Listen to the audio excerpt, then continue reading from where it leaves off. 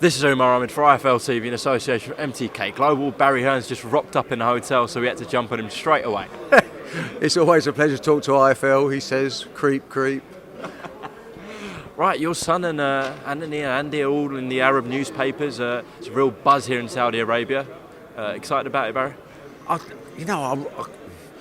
To give you some sort of comparison of how excited I am, because I thought I'd get less excited as I get older, and it's actually working the other way around, because you never know how many more you've got, do you? This is as excited as I've been, I think, since Ben Eubank in 1990, number one, which I thought was the big excitement for me in boxing. And obviously we had hundreds and hundreds and hundreds of other events, but this is really exciting.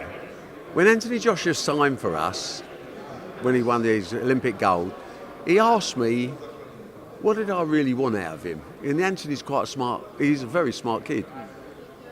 And I think he was looking for, what's the catch? What's the problem? And I said, I want 1%.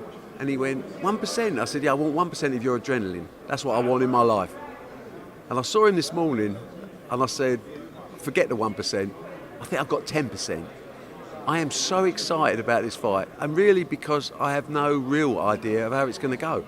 And I don't think anyone does. Everyone will have opinions, but the reality is, two fighters, both with strengths, both with weaknesses.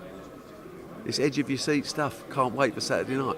What is the feeling though, Barry? Because your son's admitted that he's very, very nervous. Are you the same? Yeah, I think nervousness is good. In any sporting event, whatever sport you're talking about, if you know the result beforehand, it's not so compelling. And this is certainly one where we don't know the result, and we'd have our thoughts. We have our thoughts. Does Josh change a little bit of strategy? Does he keep it long? Ruiz is a great fighter. Let's not, he may not look like the athlete that Anthony Joshua is, but he's got great pedigree, amateur career. He's got good feet. He's got fast hands. He takes a shot. But he ticks a lot of boxes. But every fight, rematches are never the same fight as the first one. That's the gamble, I think. In most rematches, I would have liked Anthony to have had 18 months before he fought Ruiz, because you have to re-educate your brain. I messed up last time, it didn't work out, and the brain has to believe what the mouth is saying. 6 months is actually a very short distance to try and re-educate yourself, even to change your strategy. So there are complications to it, but Anthony's a very intelligent boy. He's got very good people around him. He knows the job in hand. And I can't make up my mind whether he's just going to come up and stop him straight away, early, or whether he's going to struggle in the middle to late rounds where Ruiz's hand speed will give him more of a problem. But isn't that why we watch boxing to start with? Absolutely. People have had their take on if it sort of is the same result again and Anthony can't get them belts back. What should he do next? Should he take some time out? Should he retire completely? What do you think, Barry? I don't think he'll retire. I think the guy's a terrific athlete. He's 29 years old, 30 years old. He's a young man in the world of heavyweight boxing. You always got to have a plan B. When you're fighting or when you're outside of the ring, you've got to have a plan B. Plan B, I guess, would be something like nice long break, regroup, and come back in a year's time when you're still a young man. Tyson Fury, Deontay Wilder fights are still going to be out there, and Joshua, win or lose, is still the biggest name commercially. I mean, this fight on Saturday night is the biggest commercial heavyweight fight of all time. Nothing has got remotely close in the heavyweights. Lennox Lewis, Tyson, nothing's got this close, and the reason is because Joshua's persona, his ability, his reputation. It counts to bring in people like the Saudis in that I don't think any other heavyweight would have attracted this type of attention. So that doesn't go away completely. It's dented with another loss, of course, severely dented. It doesn't go away, and it just comes down to what Joshua wants to do with his life, win or lose. Even though win, he may say, I'll take a year off, because if he feels he wins and he's still got more improvement in him, he may go back to the drawing board. You just don't know.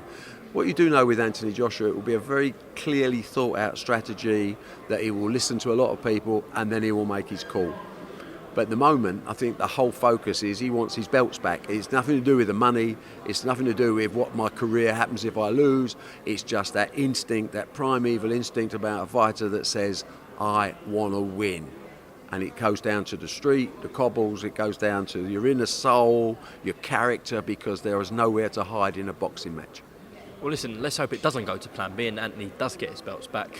But it's interesting you say them Wilder and Fury fights you think are still out there even with that second loss. Yeah, because it's commercial value, what you're bringing to the table. There's an argument to say that being famous is better than being good when it comes down to making money. The purists don't like that. They like to see a lovely left jab and a sweet movement, a sweet science of boxing. That's a bit yesterday in the real commercial terms today. It's about, as you saw with KSI Logan Paul. You know, there's another world out there now. We mustn't live in a goldfish bowl. Joshua's got a global persona, global reputation that carries on. Whether he's in another sport, whether he's in another business, he is Anthony Joshua, and he's done a tremendous job on his own IP value, if you like, and Eddie's done an unbelievable job looking after him. And we're all tight-knit. I mean, I think there's genuine friendship and love there, and I think we'll be friends irrespective, because real friends don't go away. Just lastly, on Wilder, what did you make of his knockout of Luis Ortiz the other night? I thought it was hilarious. I mean, you've got to take your hat off to Wilder. He can bang. I mean, but to be so comprehensively outboxed for 6 rounds. And you know, when I looked at Ortiz, I thought Ortiz has got himself in shape. He's in much better shape than his previous fight. And again, Ortiz, like Ruiz, has got the amateur pedigree, has got the skill sets. And I would think if you was in Ortiz's corner during those first 6 or 7 rounds, or first 6 rounds especially, you would have been so happy. And then along comes the equaliser. I mean, you just can't say anything other than well done Wilder, can you? Though, it's what he does. He looks awful. He can't box. He can't fight. But he can punch. And that's always going to give him his get-out-of-jail card. It also gives people like Tyson Fury belief that they can do what Ortiz did for 6 rounds and maybe do it for 12. But again... How do you think that rematch goes in February? I think Wilder stops Fury. But...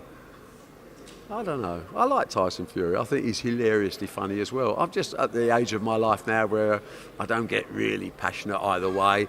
But I like people that create personality, that sell themselves and sell the game to a wider audience. And I think Tyson Fury's done ever as well. He's WWE and all that's taken him to more households than, you know, he's made him much bigger. That sort of profile, talking about MMA and all this sort of stuff. But whether he's singing a song or whether he's dancing around the ring, you've got to take your hat off to these people are entertainers, and that's what sport needs. And they can fight. I think Tyson's big problem is he can't punch hard enough to deter people, but he's very, very tricky. But 12 rounds is a long time to avoid someone, you know. 36 minutes, people don't realise, they think it's nothing. It's a lifetime in there when you've got someone like Wilder coming at you with an equaliser that we saw against Ortiz. That was just magnificent. I mean, I felt sorry for Ortiz because he couldn't have done anything else, could he? Wallop. And that's the end of that. Well, Barry, considering Tyson Fury's commercial value has rocketed up, as you said, with the whole WWE and the ESPN deal, how big would that Joshua Fury fight be in Britain? Like in terms of the fights you've done in your lifetime? Well, you see, you're valuing it on the old system of boxing valuations. So, you know, now we're into a different world with the Saudis at the moment. I don't know how long this is going to last. Is this a one-off, or are they going to say we enjoyed it so much we want to do some more? The fact that this is the biggest grossing heavyweight title fight of all time shows you that we're not just dependent on local gate and pay-per-view revenue, because site fees of this proportion dwarf them. So how big is Tyson Fury against Joshua?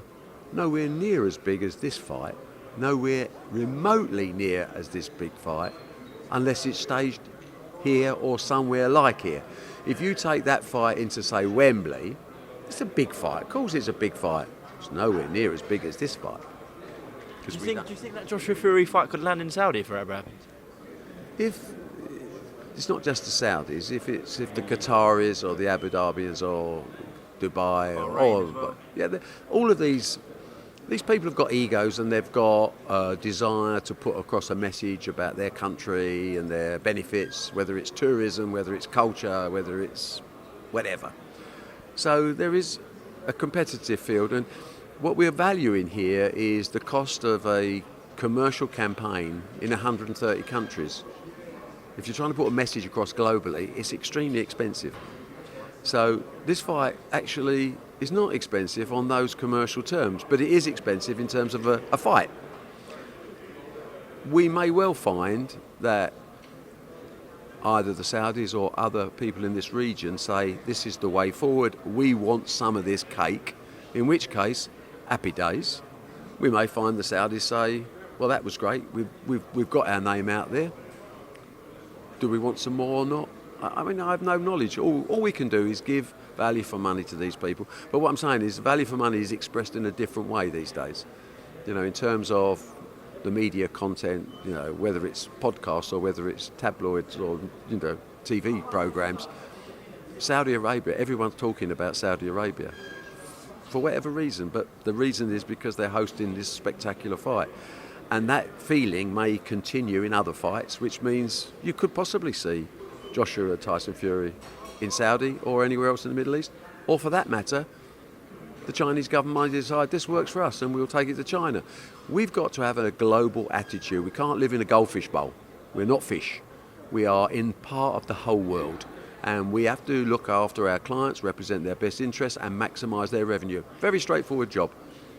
And some fans don't like that, but that's because they are thinking parochially and we're thinking globally. Well, Barry, thank you very much for your time here in Saudi Arabia on IFL. I know you've got to go get your hair cut now. Is special.